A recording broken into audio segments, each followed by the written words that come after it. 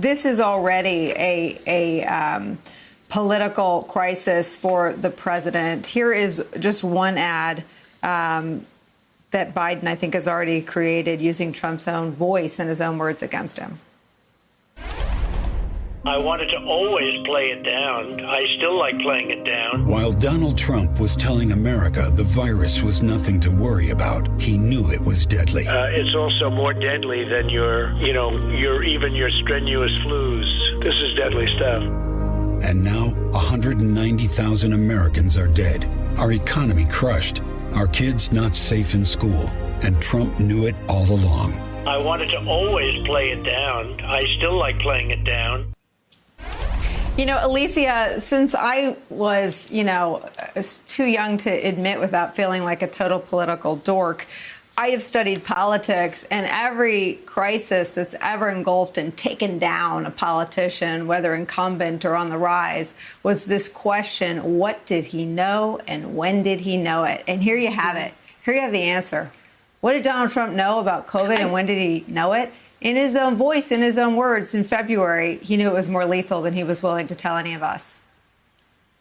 I think Phil just got it so right. I mean, this is a president who time and time again, going back 4 years, has relied on fear. He wanted Americans to believe that the greatest threat to American safety and security was migrants at our borders, was sanctuary cities, now is protesters across the country. And here you have underlining that the greatest threat to American safety and security is a president who downplayed a virus that has killed more than 192,000 Americans. And what I think is so powerful about that ad, Nicolle, is that, we're looking through a lot of reporting right now, much of it about foreign actors interfering in our elections. And while that is an existential threat to our democracy, the lived experience of the coronavirus pandemic is undeniable. It's undeniable to all of those Americans who lost someone they loved. It's undeniable to Americans who have lost their job or whose small business is on the rocks. It's undeniable to Americans who are on the precipice of facing eviction and don't know where they're going to house their kids.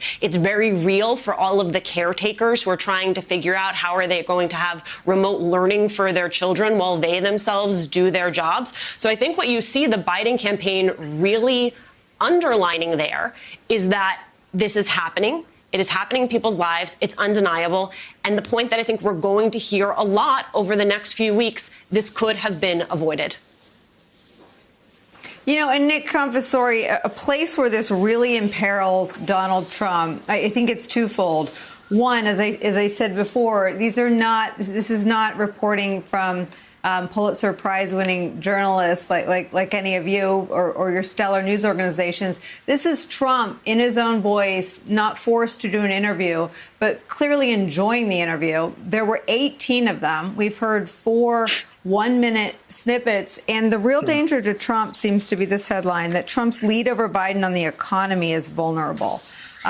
If it is known to everyone in this country, including all of his supporters, that he not only let people get exposed to a deadly virus, but he let the economy be, really racked and decimated in a lot of places by how long this has gone on. If we had sort of, with clear eyes, with masks, had sort of gone through this with all the information and with national leadership, some of those businesses that are still closed or struggling might be back open.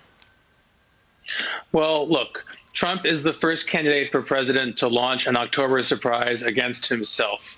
It's as if Nixon sent the Nixon tapes to Woodward in an envelope by FedEx. It's really astounding. It's really self-inflicted.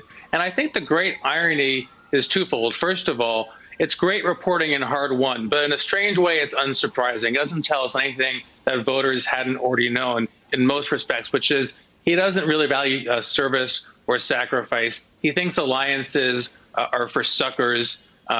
He likes generals unless he hates his generals. And we know he was misleading the public about the science of COVID for a long time. But what's happening now politically is the president is paying a price, ironically, for his own refusal to fan the flames of panic back then. We are in a prolonged crisis because we used up, as a country, our runway, our lockdown runway, for months, kind of diddling over a response. And the pandemic spread. If he had gone out early on and said, this is really bad, here's the strategy. Let's take it really seriously. It would have been so harmful to the country economically, but it could have been shorter and fewer lives could have been lost. And he's now paying the price for how long this is going on, for the businesses that are being racked and ruined, for the people who don't have jobs, for the parents who aren't sure if their kids are safe in school. It is now story number one as we head into the final weeks of this election.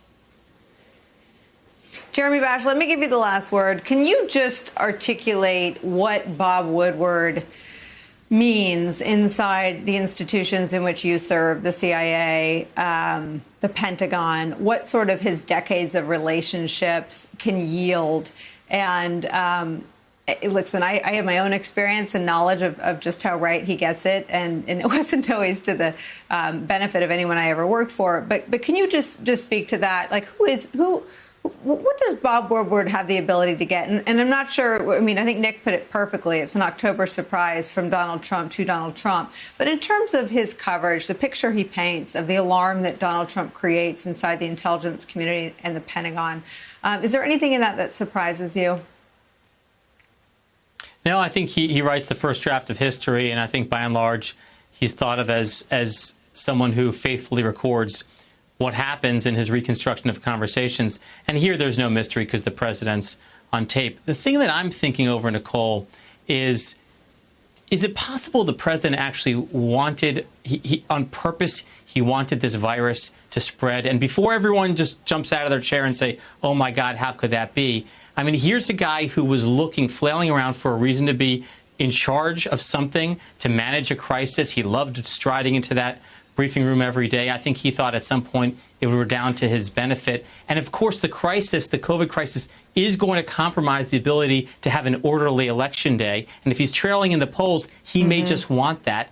I think there's a part of this, Nicolle, where he actually wants the chaos, and he wants the uncertainty, and he wants the lockdown because it may help him in early November.